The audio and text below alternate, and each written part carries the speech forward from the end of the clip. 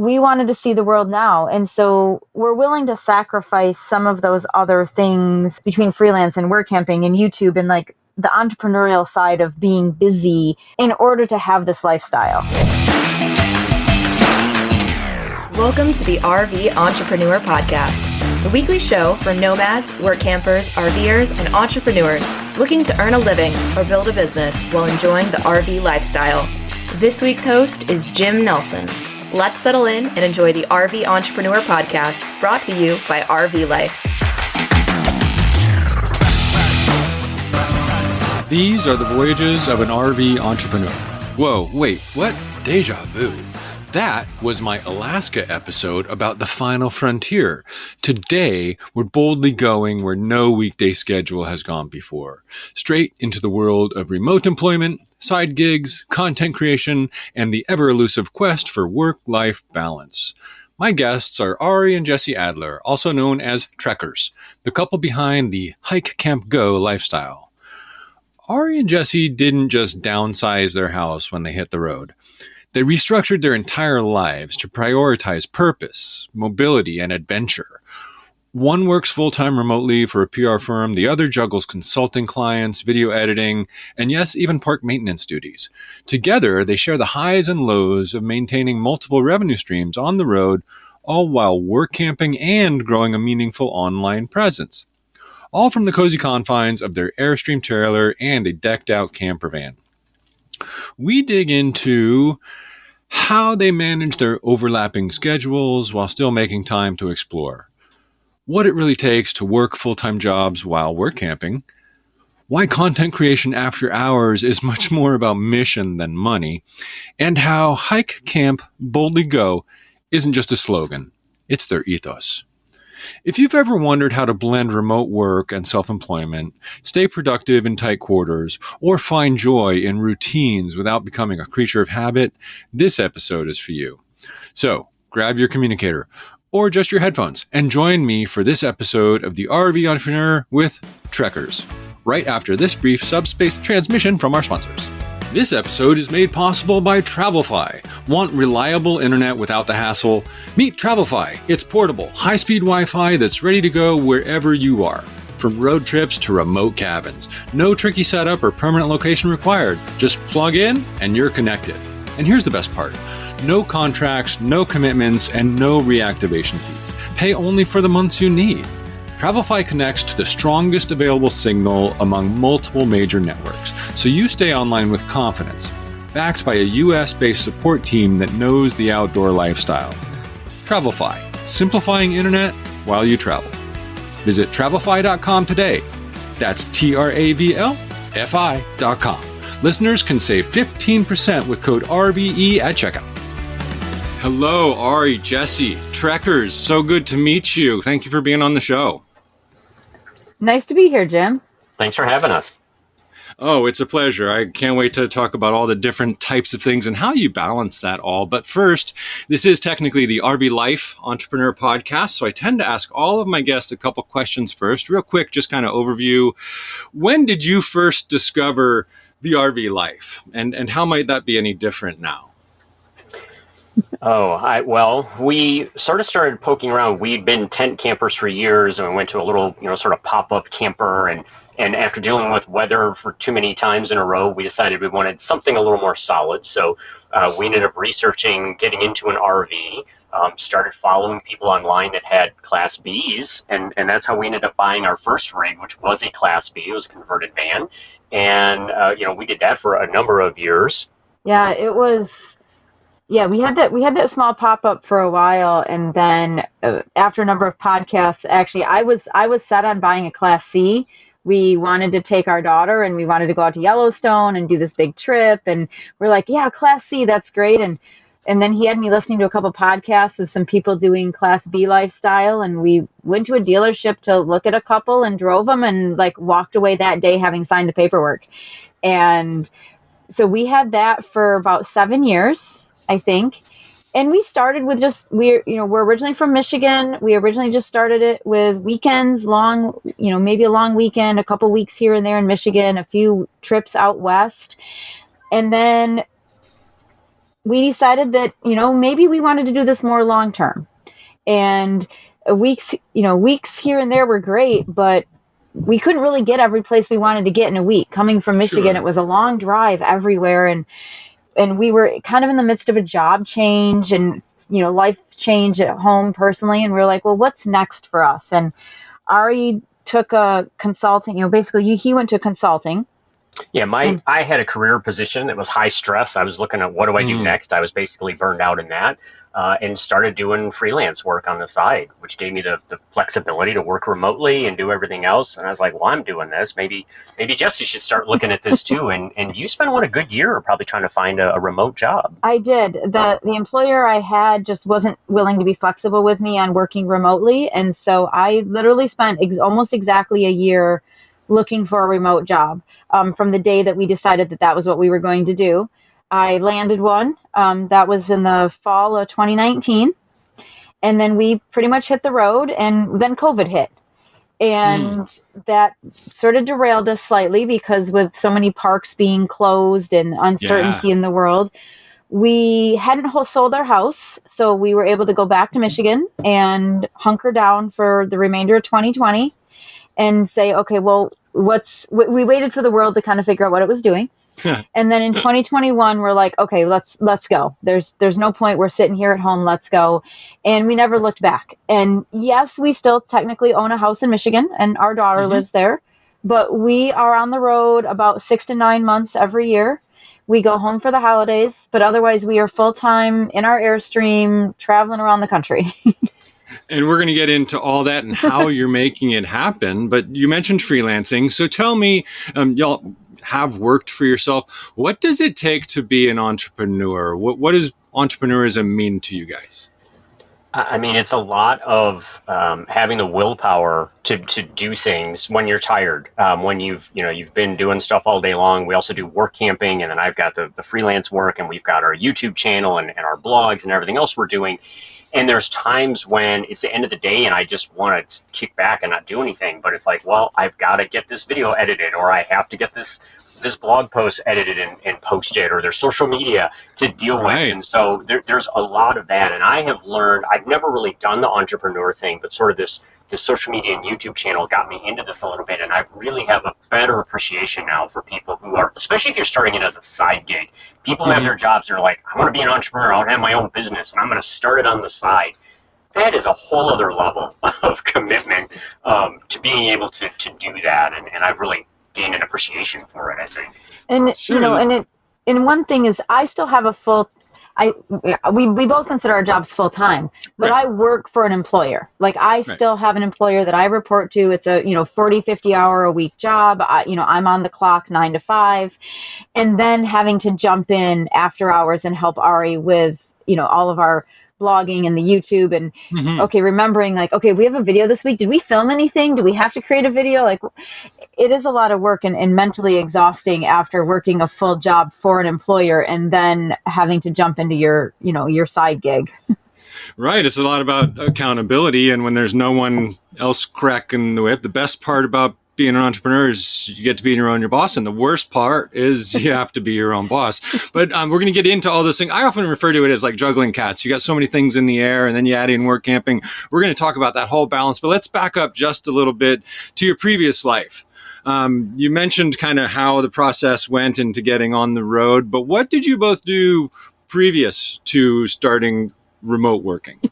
We both have a career in public relations and media relations, and that's what I did. I was a spokesperson for a number of different things. And, when I went into the freelance and you ended up doing your gig now with public relations, you do media relations. It was a matter of trying to initially starting to do some RVing to just take some breaks and get away sort of from the public relations side of things, getting away from people, quite honestly. And we started traveling more. And then I sort of made the comment I discovered one day, I'm like, every time we head out on a trip, we stay out longer. Like we find a reason. It was a weekend or a long weekend, and then it was, a week.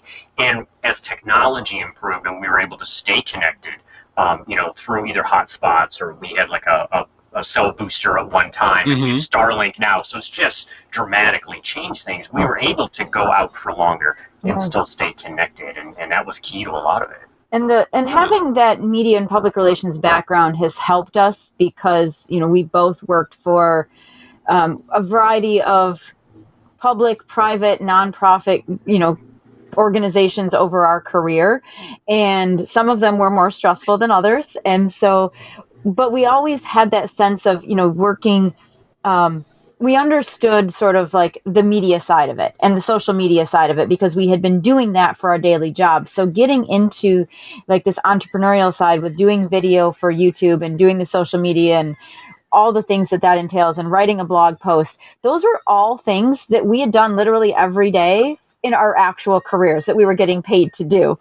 So for us, it was somewhat of an easy transition to take that and make it part of our lifestyle. But like, as you said, it's one thing to be accountable to somebody else. It's another thing to be accountable to yourself and having to make sure that it all gets done and, and have it done properly and on time. And, you don't necessarily have a whole team of people behind you to do it. You're not responsible for it.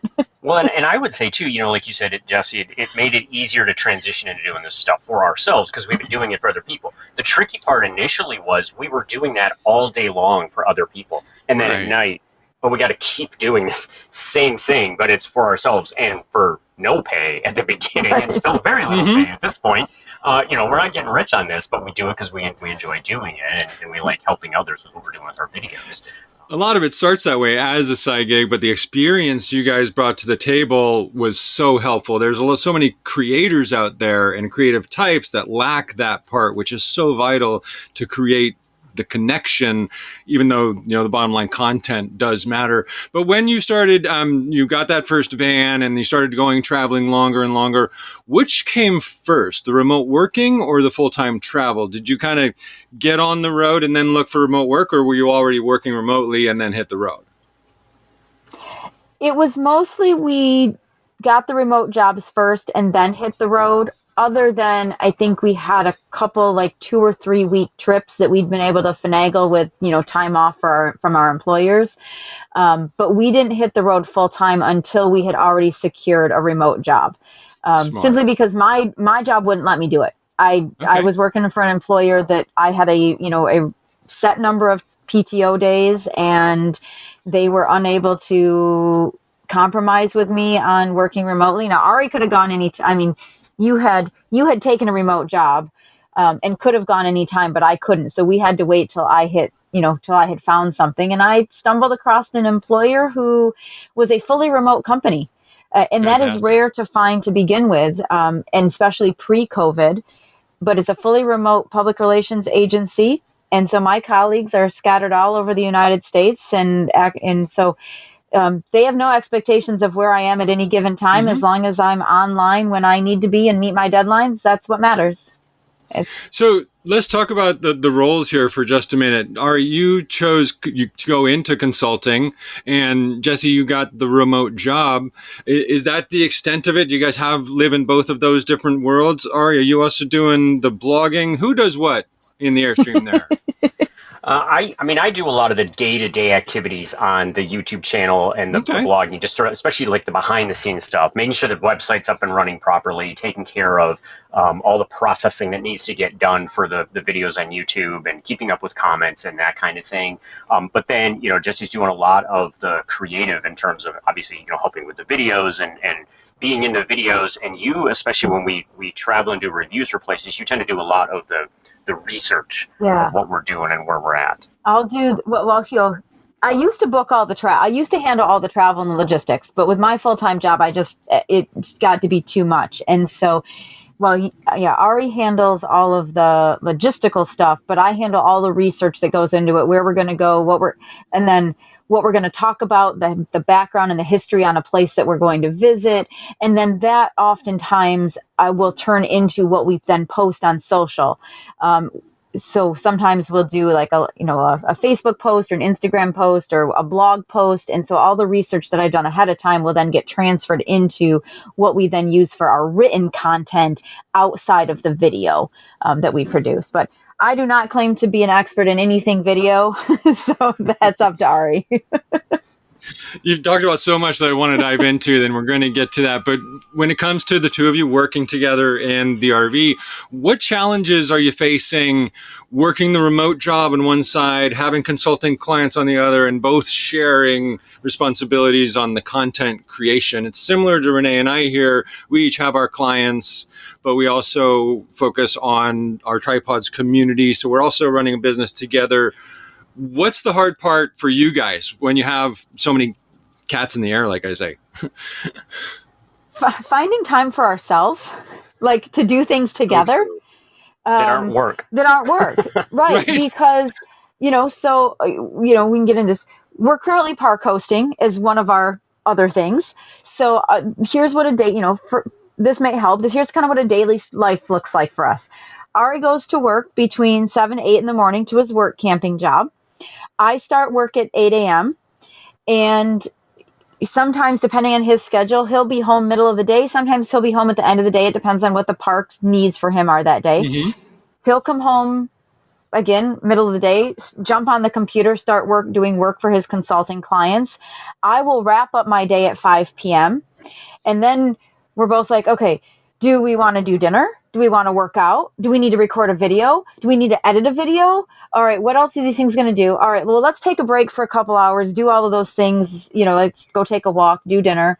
And then likely one or both of us will jump back on the computer in the evening to take care of more, either client work, take care of more video work or blogging work. And then sometimes there's still park responsibilities that we're dealing with campers in a campground or doing things around the park late at night, depending on activities that are going on. And so for us, it's a lot of times it's managing to find even just a few hours to hang out together and either just watch TV or read a book or go for a walk. That's the challenge most days. So real quick, a little short aside there, Jessie, where did you find this great remote job? What kind of platform did you look for remote work, and where did you find the one that really resonated with you? Oh, that's so funny you ask, because I tried everything. I mean, think of all the different work platforms, sure. Indeed, and I don't even remember Glassdoor and all the things. Every connection I've ever had with a person, LinkedIn, and personal reach out to folks and in-person meetings. And randomly, I don't know if you're familiar with the Slack prep platform. Mm-hmm. It's like for anybody listening that's not, it's essentially an instant messaging program that companies use, that you can have conversations with your employees and everything. And then you can do different group chats with other things. So I belong to a number of different groups within Slack. Mm-hmm. And one day, somebody in that group that I had no idea who they were posted and said, hey, my company that's fully remote PR firm is looking for some people. If you're interested, send me your resume. And I was like, well, I don't know these people from Adam, but okay, sure. It can't hurt. Nothing else panned out. Sent my resume in. I had a call within 48 hours of saying, hey, they wanted to talk to me. I had a call within 48 hours from them wanting to talk to me. I did 2 interviews within a week, and I was hired within 2 weeks.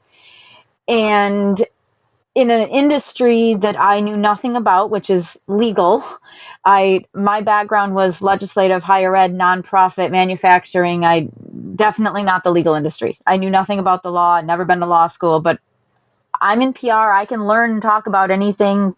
That's what my skill is.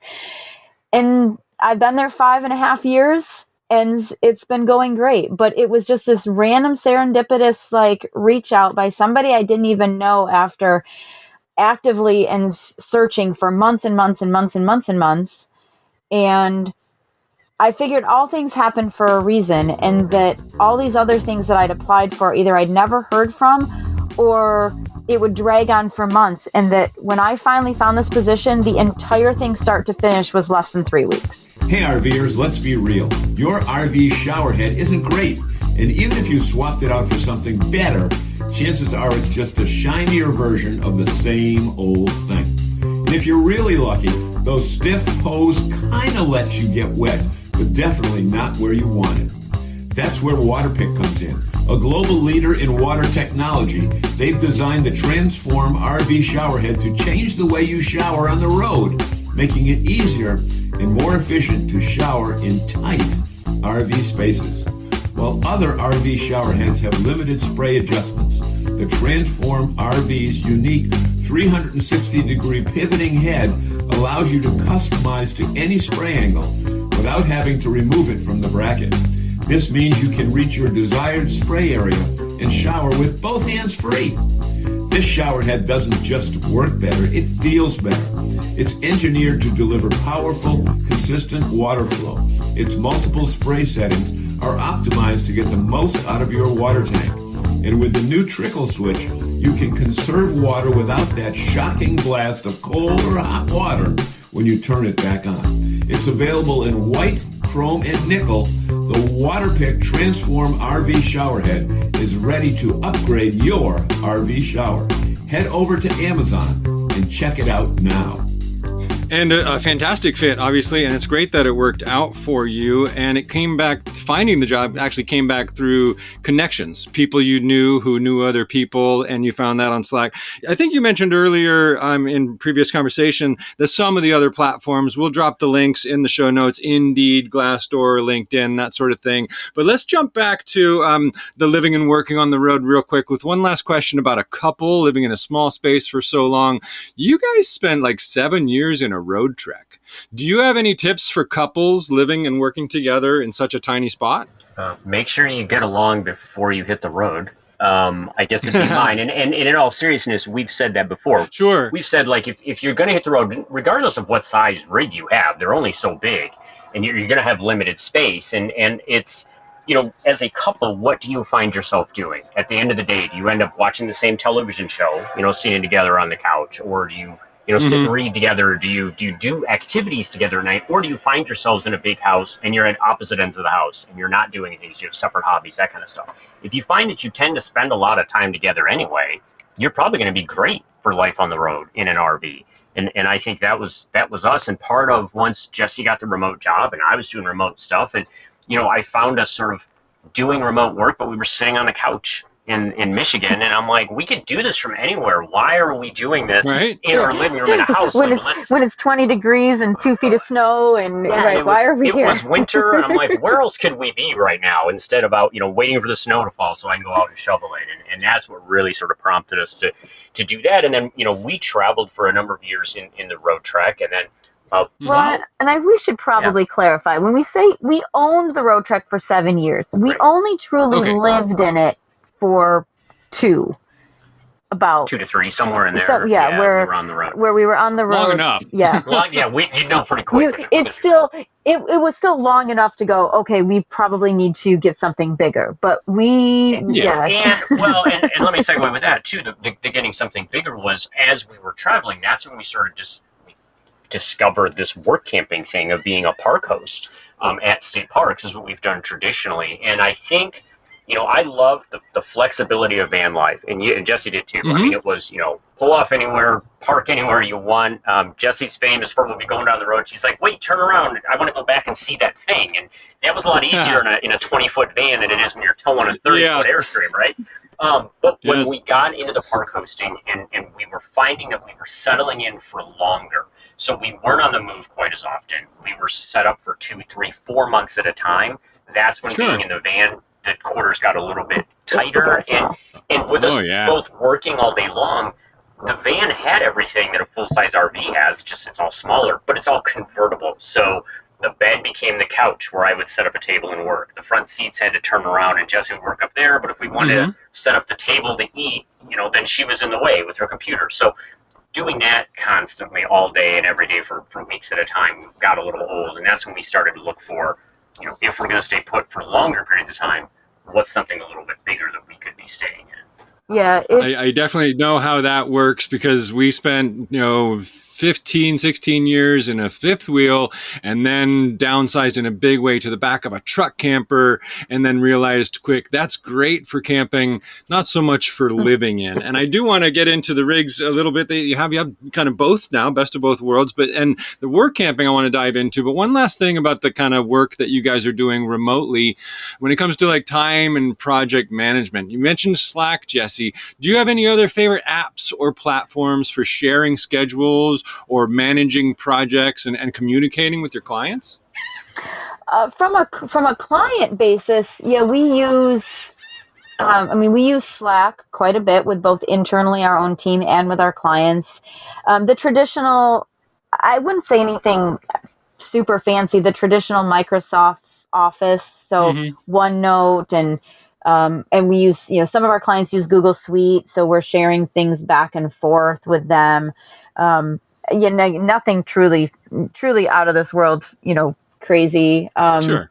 I think that's because it's just such I said, I work in the legal industry, so security is paramount for most of the people I work with, both from the technology vendors and the lawyers. So a lot of times, most everything is done through like the Microsoft Suite because that is secure. And so we don't have to worry quite so much about like third-party applications getting vetted and approved. And then Ari, if you're still consulting with clients, do you have any platforms or things that you're using to manage your clients? I do a lot through the Google Suite. Okay. So we use a lot of different things with that and all the different, whether it's the docs or the calendar scheduling, that kind of thing. And then depending on who the client is, some of them have Slack. That's become, I never really liked Slack. I've never really wanted to use it, and I've kind of gotten stuck using it, but I've gotten more used to it and seen some of the advantages to having that. But it really depends on what the clients are doing, and then I adapt. I'm a big techno person, so I can pretty much learn and adapt to anything. Yeah. I'm familiar with Slack. We use that at RV Life to communicate. And oftentimes there's like the water cooler feeling where it can be a little distractive and maybe too many GIFs and emojis.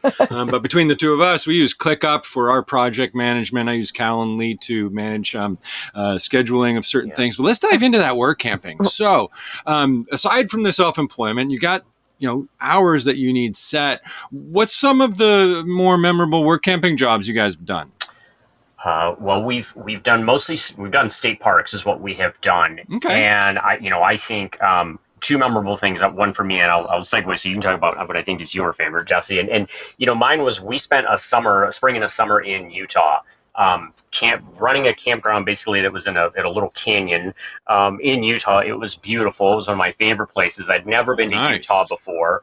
We spent that whole summer exploring all of Utah, I think, as much as we could, and just fell in love with that place and all the hiking that we like to do and did that. So that one always sticks with me as a place where, yes, we're constantly busy, we're working, and it's not always easy being on the road, but boy, when you get a chance to just shut the computer off and go outside and go someplace beautiful, Utah was for me was a great spot.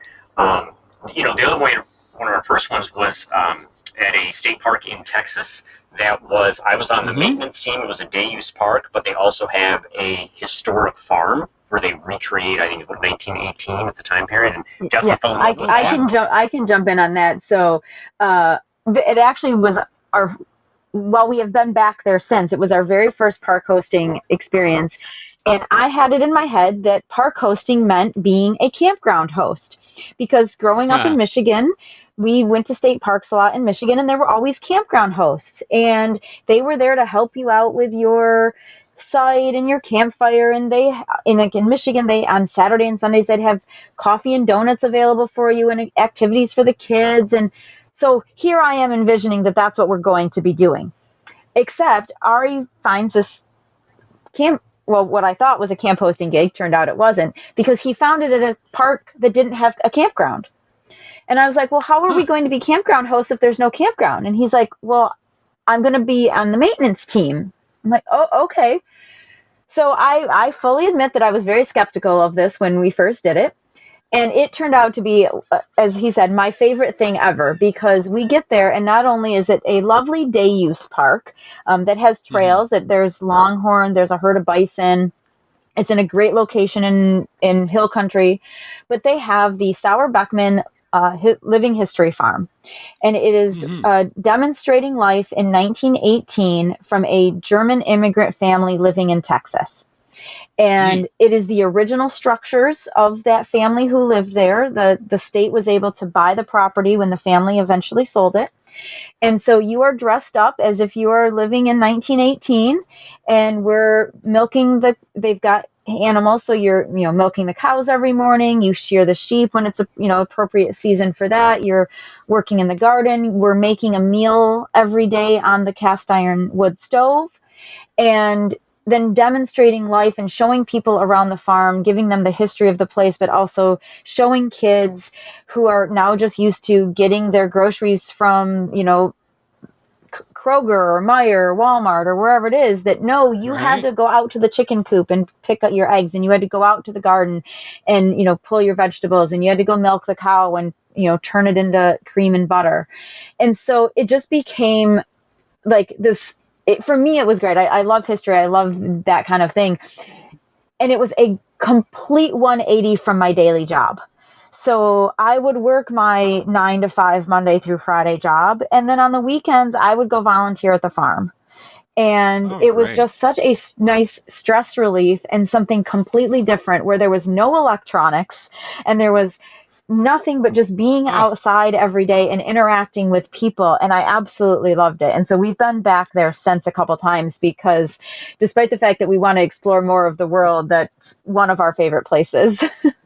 That sounds fantastic. We've been to a couple living history museums over the years, and I've always thought of being so good to work at one as a docent, or find one with an old lithopress and run an old press or something like that. We were in one in New Mexico, and we arrived and they were actually doing a Civil War reenactment. I had no idea that the Civil War was actually fought that far west. So you learn things, you get to teach things. Where do you find these awesome work camping jobs? You really can look at any state park system, whatever state you're interested in being in. They all have some department that runs the state parks, and there's volunteer positions that you can search for, and then you apply for them. Every state's a little bit different. So, we've done Texas a few times because I'm in the system. And then once you're in a system at a state, it's much easier to kind of look for openings. And you also learn an area, or you get to know, hey, there's a really good park. You learn while you're working at one park. Maybe there's certain parks you don't want to work at, or maybe there's parks that are great and you do want to work at. So you go in and you see what's available, and you start applying for them. And then the national, if you want to do national parks, it's volunteer.gov. Is you just get in the system. And one thing that's nice about the national level is that's national parks, that's Army Corps of Engineer parks, it's Bureau of Land Management. It's all in one system. You just have to get approved in that system, and then you can poke around wherever you want to go. But that's, there's that. And then there's also, if you don't want to be park host, there's work camping. There's a couple of different sites you can go to, websites that's what they do, is they gather work camping assignments that, a lot of times that's private campgrounds, or it might be companies that are looking for people to do all kinds of different things that also offer a spot to park your RV.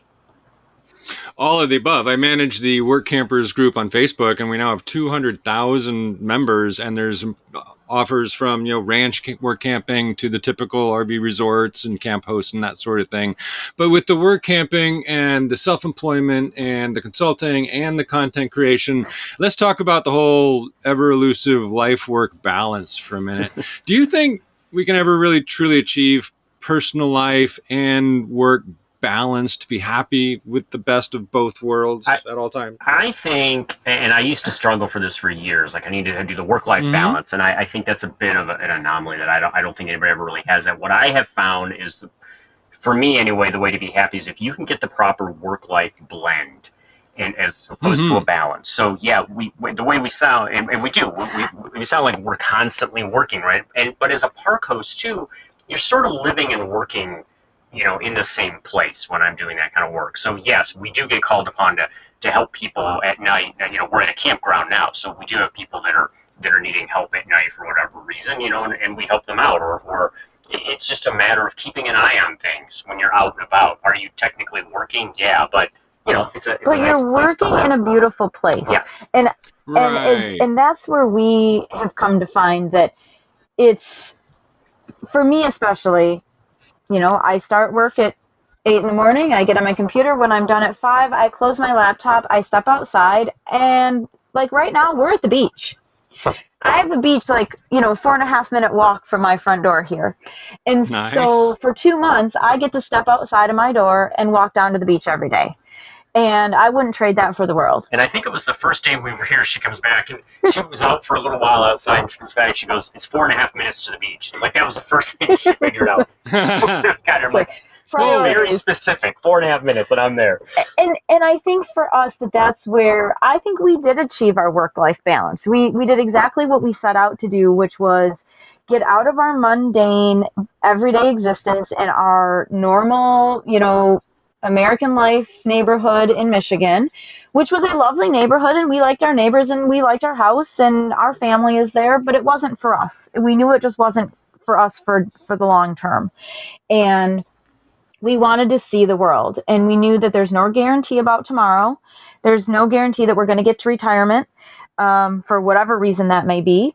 And we wanted to see the world now. And so we're willing to sacrifice some of those other things and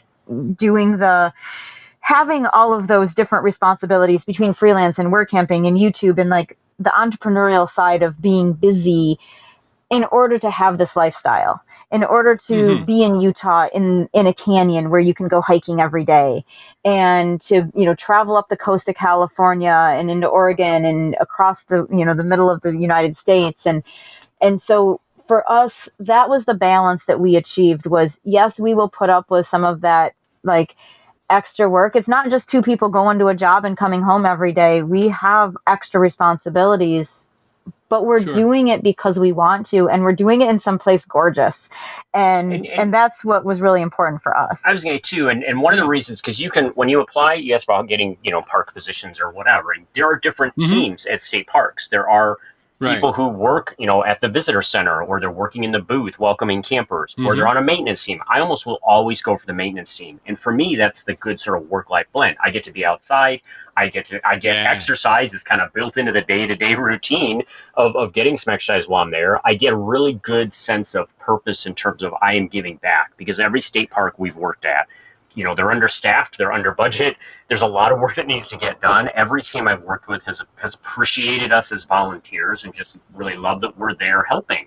And so that's very fulfilling as well. And because I think I mentioned earlier, the technology has changed, and Jessie mentioned being in beautiful places. I mean, we've spent a week at a time and, working, and you've been inside working, but at the end of the day, you step outside and we're down the road from the Grand Canyon, or we're at Big Bend National Park, or we're at, just these amazing places. And that's part of this lifestyle that we love. Ari, you said the magic word there, purpose, and that comes up quite a lot on this show here. And listeners can tune into my episode with Doc G, the author of The Purpose Code.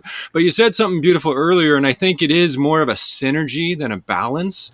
And I think you can get that balance, but it's more of a flow by doing the work you love and serving others to fulfill that purpose. That is very true. And even in my, day-to-day job that, kind of pays the bills and everything, that I get called even for that job, I get called on nights and weekends to do things because client work comes up. And so at the end, we kind of just work it out that it's like, oh, if I work a few extra hours, on a Saturday, then usually I can pull off a couple extra hours during the week to take off early a few days.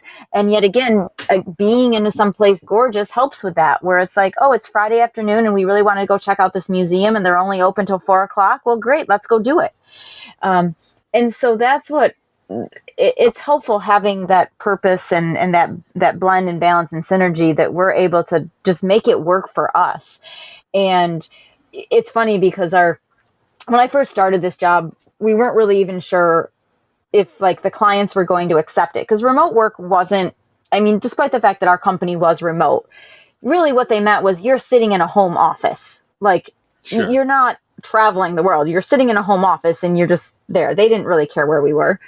So we didn't tell anybody what I was doing. It was just, keep it quiet. Yep, we're all remote, but we're not telling anybody. Well, one thing led to another. And again, after COVID and everybody in the world was sort of like moving to different places and like, oh, where are you at? And we started telling people like, look, I'm on the road full time. And so now it's a conversation starter for most of my clients. Of every time we get on a call, it's like, well, where are you today? Or where are you headed? And we've been able to have great conversations and build a rapport with some of my clients strictly because of that, like, mobile lifestyle. They'll give me tips of things I should go see and do if I'm in an area, or I'll give them tips on things that they should, go see and do. And also, I've been able to visit some of my coworkers who live in other states that I likely wouldn't necessarily have gotten to see on a regular basis or if ever. But because our house moves, we can go travel and I can go see them. And so that's been really great. It's kind of been a weird added bonus of the lifestyle, is being able to have a different kind of culture and blend with both clients and team members. Well, and I think too, you mentioned like we've talked about park hosting and adding to the workload and that kind of thing, but I don't think we should skip over the fact that also helps with cost. And I thought of it because Jessie's like, she pays most of the bills because she's got the full-time job and the benefits and that kind of thing. But we kind of joke that I pay the rent in the winter, right? Because we tend to park host in the winter months and into the spring. Mm-hmm. And by doing, in Texas, it's about 24 hours a week per site. So you get a full hookup campsite for donating 24 hours of volunteer hours per week. That helps with cost tremendously, because then when you are traveling, if you're not boondocking and you're having to pay a little bit more for a campground while you're on the road, that all balances out at the end of the year. So that's something to keep in mind too for folks that, if you're going to work. Great point. Over the years, Renee and I have become a lot more selective in our work camping, and we'll take only jobs that accommodate our hours that we need. And we are work camping again for the first time in a while this summer in Estes Park. Beautiful place right near the national park. We've been there. 3 days on, 3 days off. Yeah. So 3 days on, 3 days off.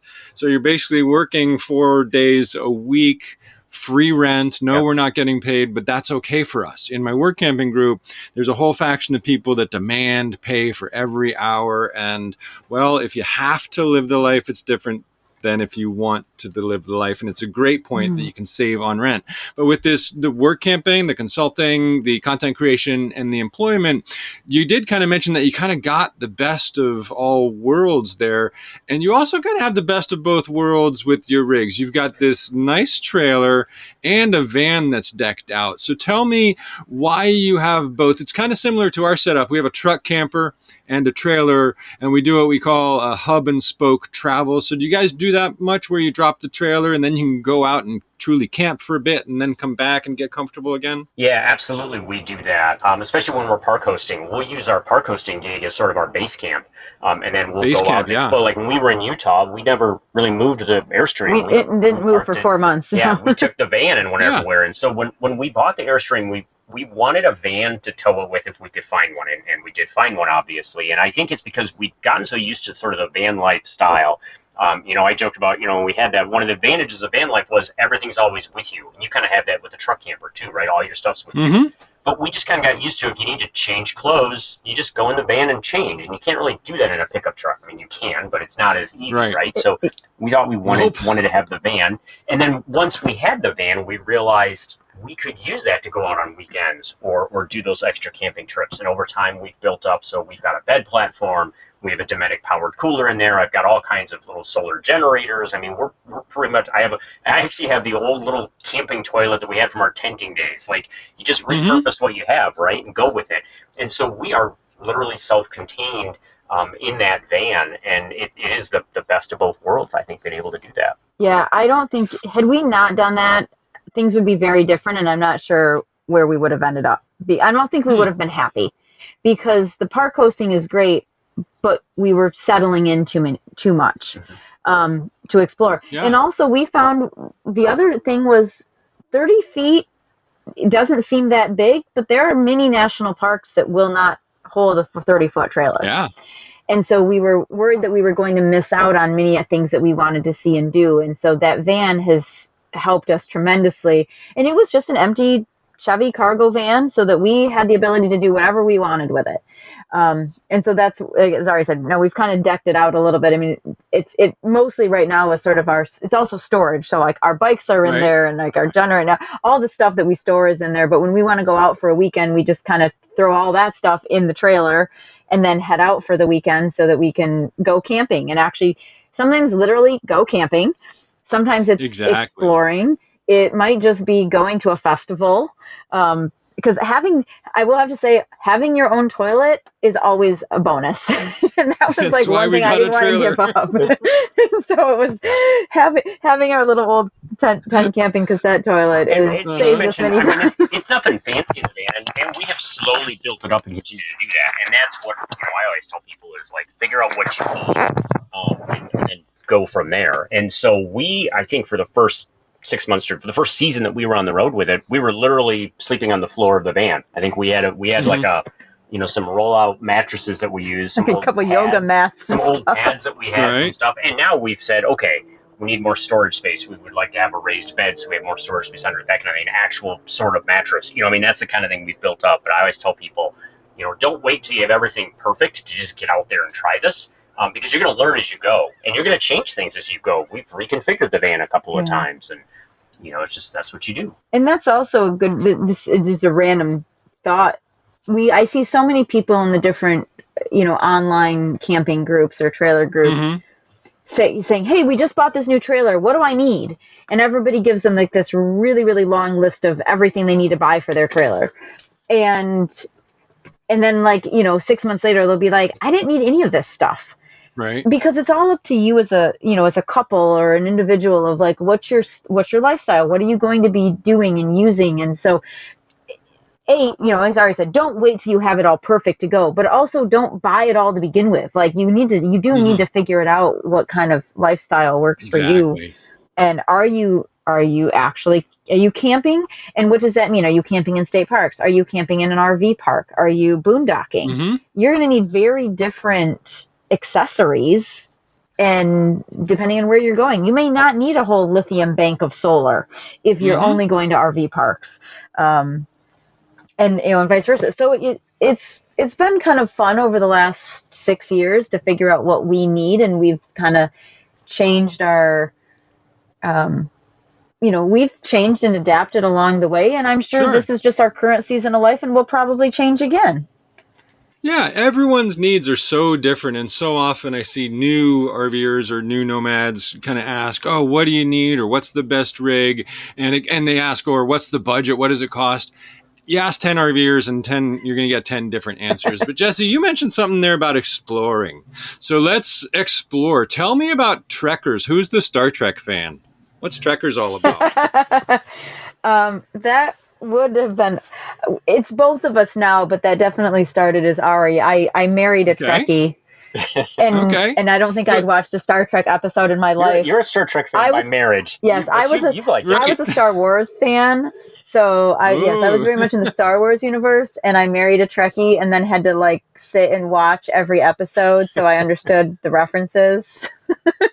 So Ari, tell me, what do you mean by your slogan, hike, camp, boldly go? Why boldly? It seems like to imply on a mission or with purpose. Yeah, it absolutely. And it does come from, being a Star Trek fan. And when we started our channel and we started this whole idea of what are we going to call ourselves, we owned a road trek. We did a lot of hiking treks and that was kind of thing. And we had the Star Trek, obviously, that we both loved. So we started doing that. And then we said, well, how do we narrow this down? Like, what are we doing? What is our mission? And we're like, we love to hike. We get out to the great hiking spots by camping. And, I kind of did the play on, boldly go as in, with the Star Trek and boldly going where no one's gone before, that kind of thing. But it also means don't be afraid to go do it. You talk about people, new RVers, that kind of thing. A lot of people are thinking about, well, I'd like to try boondocking, but I don't have all this equipment and I don't know what to do. It's like, you don't really need a whole lot to boondock. Like, just go out there and try it. And don't be afraid to go try that. Don't be afraid to start an RV life. Don't be afraid to get an RV and maybe just do weekends, do a long week, see if it's for you. And if it's not, it's not the end of the world. You move on and do something else. But I think that's our mission and what we do with the YouTube channel is we hear from people. The two consistent types of comments we tend to get are people who are either like, that's a great video. Thanks for sharing that information. I'm going to put this on my list of places to go. Or we will have people that say, I'm never going to make it to Big Bend National Park, but I really loved being able to see it. And I'm glad you put that video out there. And that's what keeps us going, I think, is getting out there doing that for people. This episode is made possible by Travelfy. Want reliable internet without the hassle? Meet Travelfy. It's portable, high-speed Wi-Fi that's ready to go wherever you are. from road trips to remote cabins. No tricky setup or permanent location required. Just plug in and you're connected. And here's the best part. No contracts, no commitments, and no reactivation fees. Pay only for the months you need. Travelify connects to the strongest available signal among multiple major networks, so you stay online with confidence, backed by a US-based support team that knows the outdoor lifestyle. Travelify, simplifying internet while you travel. Visit travelify.com today. That's TRAVLFI.com. Listeners can save 15% with code RVE at checkout.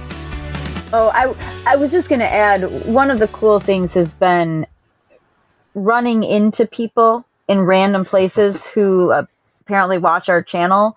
And it's like validation that they're like, hey, we're out on this trip because we saw, one of your videos, or, you really helped us plan this, trip. And so, we've run into people in like the middle of the woods on a hiking trail where there's how many different trails in that park. And that's the one that we both picked at the same time. And so it's always fun to kind of like hear that validation, because on the many days when we sit here and question, is this worth it? We have so many different irons in the fire. Do we really want to keep doing this channel? Do we really want to keep doing these videos and these blogs?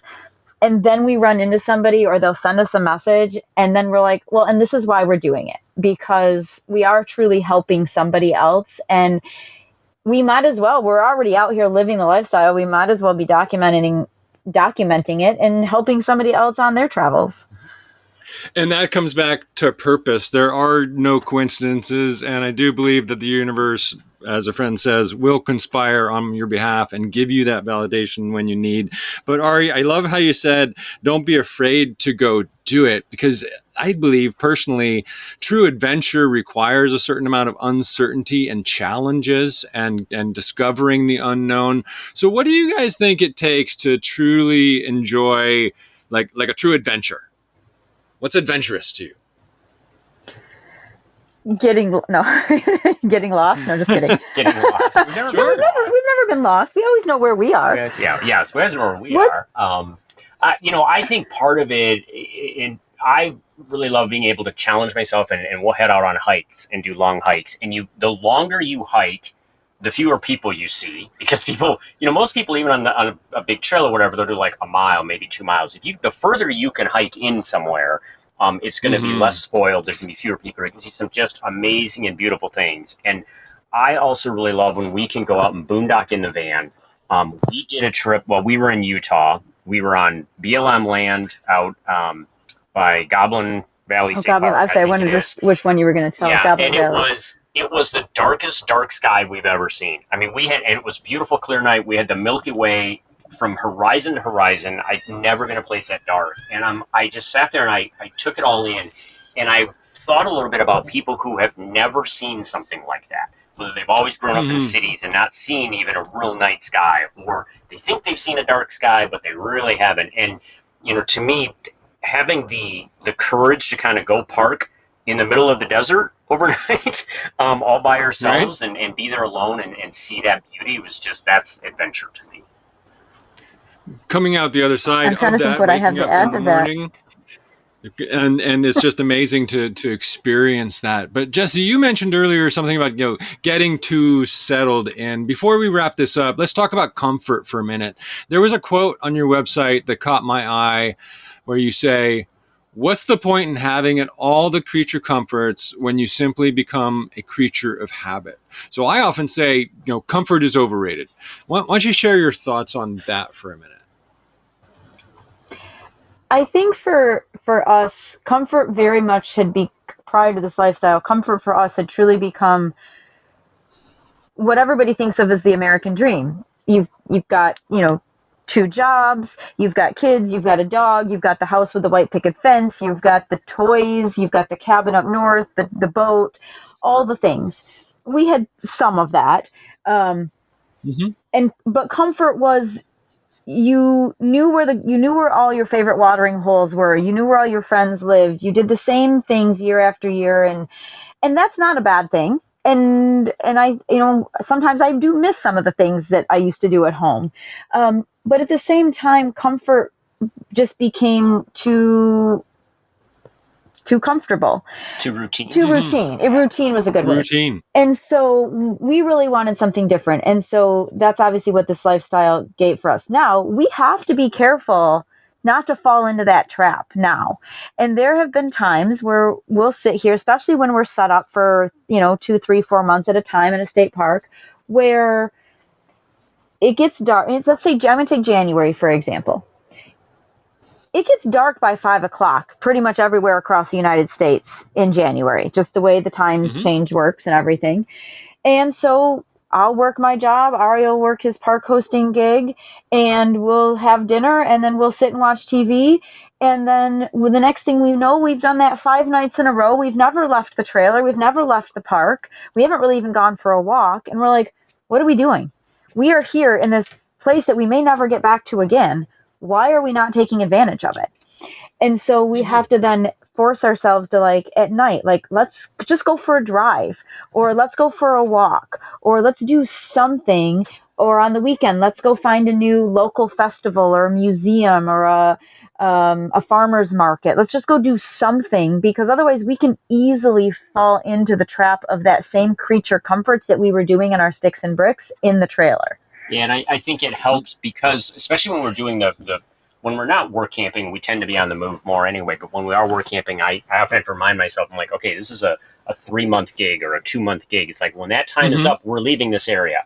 So what am I missing if I don't see this area? And we've sort of joked too that, when I can get somewhere, whether it's a store or I need something, I know where the hardware store is. If I can get somewhere without using the GPS in the car, it's time to go.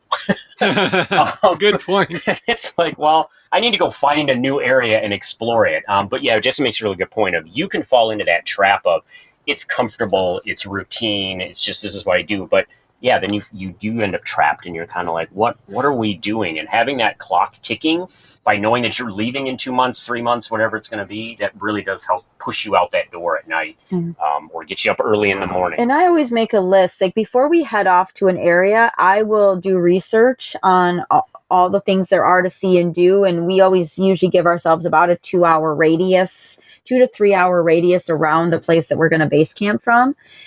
And I'll go online. I'll go to, like, local Facebook groups. I'll go to Chamber of Commerce websites. I'll look at all the different online things, or I'll talk to people. We'll ask people at the parks we're at, what is there to see and do, so that we don't miss something. We still have missed something, and we're like, well, I guess we'll have to put that on the list for next time. But it does help having that list ahead of time. And so then I'll just go through, and, like, every week we're like, well, what can we check off the list this week? Is it going to a wildlife refuge? Is it going to a museum? Is it going to the local rodeo? Is it going to the local fish fry, or whatever it is? Like, just so that we can immerse ourselves in the local culture and the local community, because that's was something we didn't really talk about, but that's a big thing for us, is trying to see what somebody else's life and lifestyle is like, the more places we travel. And I think you answered my last question. I was going to ask for some tips for folks, caught in the comfort zone or trudging along on that hedonic treadmill. But it takes that reset. You need a reset once in a while, once you fall into that routine. And you guys have found some great ways to do that. There was one more thing on the website that caught my eye, and it was what you meant by your approach. You say something like, that's our approach. Look forward, not back, because forward is the direction we are going. So, trekkers, where is forward? What's on the horizon from here? I think as much travel as we can do. We have places that we are targeting because we have friends there. So it's like, let's go visit them en route somewhere, or let's go travel someplace else if we can. I have a running joke, and it drives Jesse a little bit crazy sometimes. So I'm like, when you live in an RV, everything is on the way. Like, if you want to take a detour and go someplace and go do something or go visit somebody, let's do it. And I would like to see us continue to travel and see new places for as long as we can. Yeah, we've got, I think, like a lot of RVers, we have one of those, USA maps on our wall that we put our sticker on every time we've been someplace. And we have our rules like other people do. And so far we've got most of them checked off. We've got a couple holes that we need to fill. And so our goal is to fill those all in. I mean, that's sort of a minor goal. we keep finding ourselves going back to some of the same states for various reasons, whether that's weather or friends or family. But, we're working through our list. And I think just, exploring new places. We've actually got some international travel planned that we're going to be doing. And obviously we're going to be leaving our trailer behind while we go do that. But the adventure and the lifestyle continues. I mean, that's the whole point is for us, we're taking our goals and our mission and our purpose and on the road and trying to see and do as much as possible. And so, to Ari's point is as long as we can do this, we're going to continue doing it. Yep. And I think that, you mentioned earlier, our slogan of boldly go, we've talked about doing some international travel, but we're not going to do the, jump from hotel to hotel. We're talking about renting a van and doing van life in another country for a bit. Nice. Just to and that's probably one of the scarier things we're going to have done. There you go. But that's an adventure, and we haven't done it, so why not? Let's take advantage of it. Right, back to exploring the unknown. So you two boldly go and do. Where can everyone follow your adventures? We are on YouTube as Trekkers. That's Trekkers. So it's Trekkers with 1K. And then trekkers.org. So our website is trekkers.org, and that's got links to everything on there to be able to reach out to us or to see what we're doing online. Fantastic. I can't thank you both enough. Do you have any final words for the fans? Just, thank you for listening, and I hope everybody has their own adventures. That's really what we promote, and we hope that everybody can find their purpose and their adventure and what makes them happy. Yeah, and get out of your own way. Don't be scared. Go try it. Doesn't work, you go back to what you were doing, or you do something a little different. Happy travels. Thank you, Jim. Thank you, Jim. There you have it, folks. Once again, the conversation boils down to purpose. Ari and Jessie reminded us that it's not about escaping work altogether. It's about integrating it into a life that aligns with your values, your passions, and yes, your sense of adventure.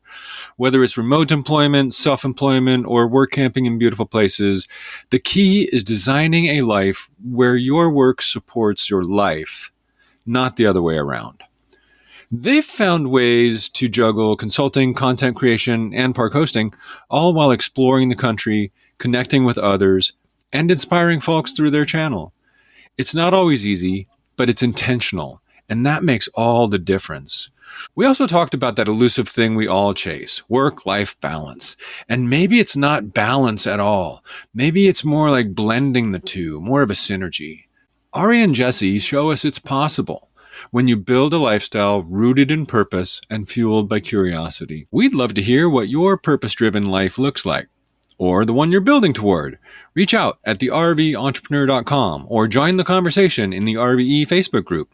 Let us know what resonated with you, what challenges you're facing, or what adventure you're boldly planning next.